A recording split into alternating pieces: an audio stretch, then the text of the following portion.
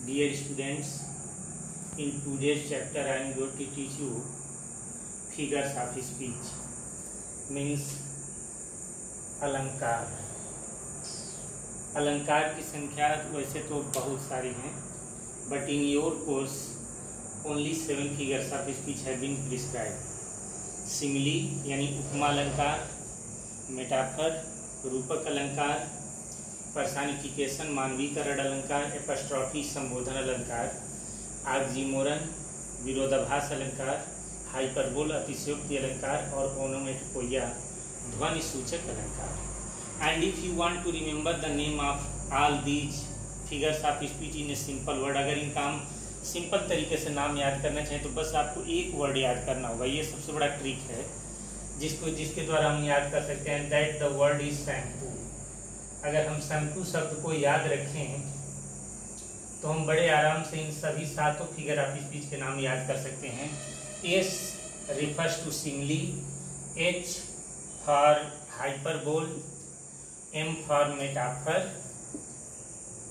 A for apostrophe, P for personification, O for onomatopoeia and O for oxymoron. In this way you can remember the name of these 7 figures of speech. Okay. Now I will teach you what is the definition of simile figure of speech. यानी उपमा अलंकार किसे कहते हैं उसकी परिभाषा हम जानेंगे। A simile is a comparison यानी तुलना between two things of different classes having at least one point in common and the words as like so are used for comparison. सबसे पहले हम जानेंगे कि क्या क्या महत्वपूर्ण चीजें हैं। कहता है कि उपमा अलंकार एक प्रकार का तुलना है और वो भी किसमें तुलना होनी चाहिए? Between two things of different classes. Different classes का मतलब दो भिन्न भिन्न जातियों से है। जातियों का मतलब होना चाहिए कि वह एक मानव जाति हो तो दूसरा निर्जीव जाति हो या किसी और जाति से हो। उस जातियों से मतलब वह है दो भिन्न भिन्न जातियों के बीच तुलना होनी चाहिए। दोनों में कम से कम 1 पॉइंट यानी एक गुण समान होना चाहिए। तुलना करने के लिए दोनों के बीच कम से कम एक गुणों की समानता होनी चाहिए और तुलना करने के लिए वर्ड्स एज लाइक सो का जरूर यूज होना चाहिए। जैसा कि आपके सामने एग्जांपल दिया गया है, Rana Pratap was brave like a lion. अब यहाँ पर दो जात के व्यक्ति हैं, एक मनुष्य है राणा प्रताप और दूसरा जानवर है लायन। दोनों के अंदर एक गुण है कि दोनों ब्रेव हैं और तुलना करने के लिए वर्ड यूज किया गया है लाइक। ठीक उसी तरह से her eyes are bright as star, यहाँ पर स्टार मटेरियल नाउन, आईज जो है वो किसी मनुष्य के लिए यूज किया गया है और दोनों के बीच कम से कम एक गुण समान है और दोनों हैं ब्राइट। और यहाँ तुलना करने के लिए एज शब्द का यूज किया गया। इस प्रकार से जिसके अंदर ये सारे गुण होते हैं वो सिमिली फिगर ऑफ स्पीच के नाम से जाना जाता है। Thank you. Dear students, the next figure of speech is metaphor, यानी जिसे हिंदी में रूपक अलंकार कहा जाता है। इसकी परिभाषा है कि metaphor is an implied. Implied means होता है सांकेतिक या छिपा हुआ। सिमिली अर्थात मेटाफर एक तरह की सांकेतिक सिमिली है, सांकेतिक उपमा अलंकार है यानी छिपा हुआ उपमा अलंकार है। इन this figure A comparison is made between two things of different classes. या इसमें भी सेम उसी तरह जैसे कि सिमिली में होता है, इसमें भी दो विभिन्न जातियों की डिफरेंट क्लासेज यानी दो भिन्न भिन्न जात की वस्तुओं के बीच तुलना की जाती है विदाउट, लेकिन अंतर इसमें यह है कि विदाउट यानी के बिना use of as like and so, अर्थात इसमें तुलना तो जरूर की जाती है दो व्यक्तियों या वस्तुओं के बीच, दो विभिन्न जात की वस्तुओं के बीच, लेकिन तुलना करने के लिए एज लाइक और सो शब्दों का यूज नहीं किया जाता है। इसका मतलब यह हुआ कि इसमें एक वस्तु को दूसरी वस्तु से तुलना नहीं किया जाता बल्कि एक वस्तु को दूसरी वस्तु मान लिया जाता है। जैसे कि यहाँ पर एग्जाम्पल के द्वारा आप समझ सकते हैं कि camel is the ship of the desert, यानी ऊंट रेगिस्तान का जहाज है। अब यहाँ पर तुलना किया गया है कैमेल और शिप के बीच, लेकिन तुलना नहीं किया गया बल्कि कैमल को कहा जा रहा है कि वह रेगिस्तान का जहाज होता है। उसी तरह से यहाँ पर भी कहा गया कि Rana Pratap was the lion of Mewar.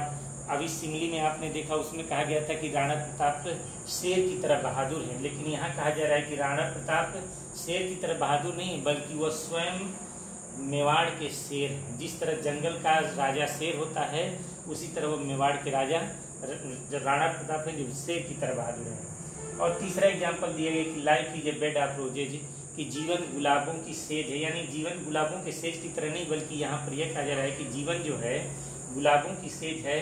तो जहाँ पर इस प्रकार के फिगर ऑफ स्पीच आए जिनमें एक वस्तु से दूसरी वस्तु की तुलना की बजाय एक वस्तु को दूसरी वस्तु मान लिया जाता है, that is known as metaphor figure of speech. एक चीज़ यहाँ आपको हमेशा याद रखनी चाहिए कि मेटाफर फिगर ऑफ स्पीच में प्रीपोजिशन ऑफ प्रायः आता है।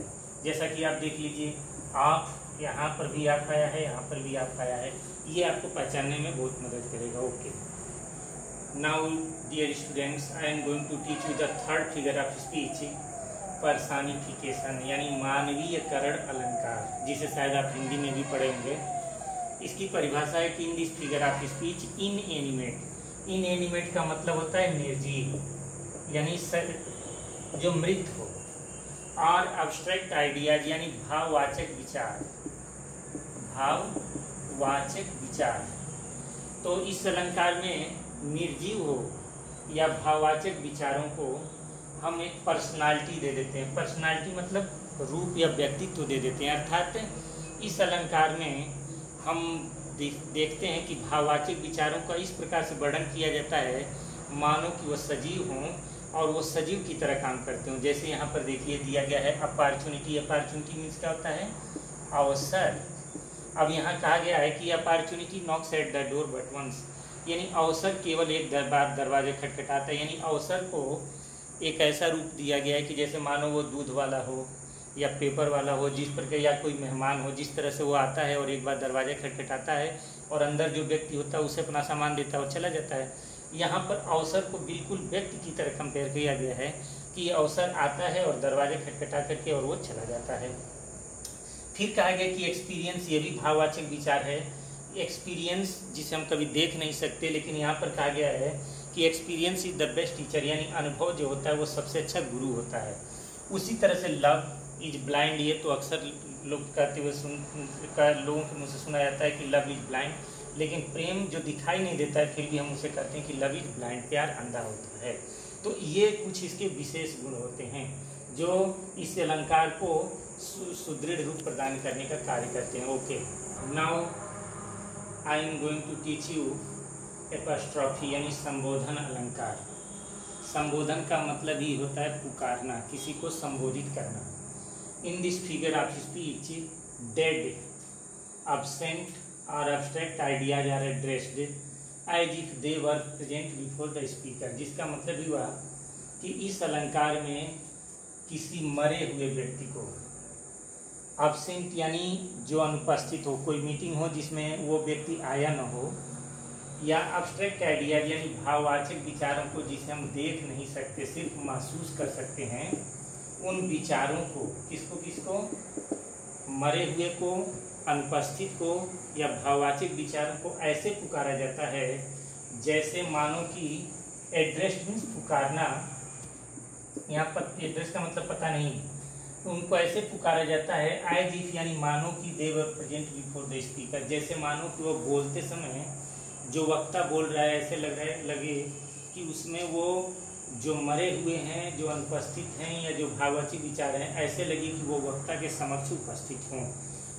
मतलब साफ साफ हुआ एक लाइन में इसको कहते हैं कि इसमें मरे हुए अनुपस्थित या भाववाचक विचारों को इस प्रकार पुकारा जाता है मानो कि वो जो वक्ता उनको पुकारा है उसके समक्ष उपस्थित हों। जैसा कि शेक्सपियर का एक नाटक है जूलियस सीजर, जिसमें जूलियस सीजर की हत्या कर दी जाती है, लेकिन जब जूलियस सीजर का भूत रोमवासियों को, जिन लोगों ने उसको मारा है, उनको जब मारने लगता है तो ब्रूटस चिल्लाते हुए कहता है कि O Julius Caesar thou art mighty, and ये जूलियस सीजर तुम मर चुके हो, लेकिन मरने के बाद भी तुम, दाउ मीन्स यू, THOU यानी ओल्ड अंग्रेजी दाउ यू, तुम, आर्ट मीन्स आर, इसको यू आर पढ़ेंगे, माइटी मीन्स शक्तिशाली, एच मीन्स अभी तक, यानी यह जूलियस से तुम मरने के बाद आज भी शक्तिशाली हो।